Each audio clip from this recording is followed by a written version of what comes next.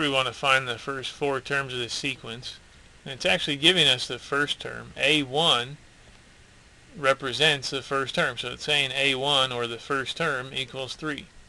So I'll go ahead and just write that one down over here.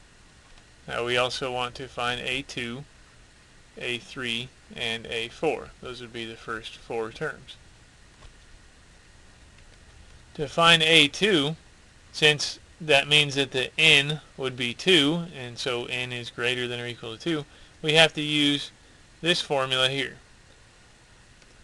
So based on that formula, A2, so I've put a 2 in place of n, equals 2 times A, so again I have to put a 2 in place of n on this side, so 2 minus 1 plus 5. So 2 minus 1 is 1, so this says 2A1 plus 5. So it's not 2 times 1, it's 2 times A1. And A1 represents the first term. And A1 is equal to 3 based on the information that we were given. So this is 2 times 3 plus 5. So that comes out to 11. This way that this formula is given, this is called a recursion formula. Because in order for me to have found A2, I had to know A1, the previous term. And so in order for me to know a specified term, I would have to also know the one before it.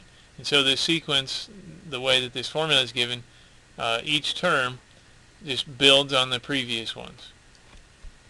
And so using that same formula to find A3, so I've put a 3 in place of n, I would get 2 times A3 minus 1, so again put a 3 in place of n on this side, plus 5.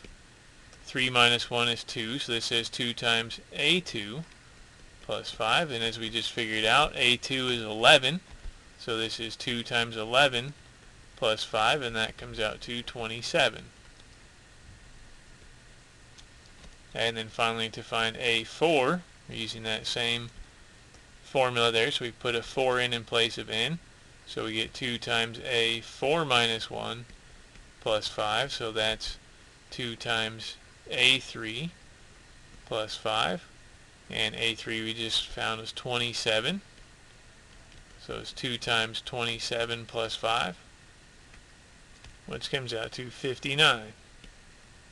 So there's a list of our first four terms for that sequence that is defined recursively.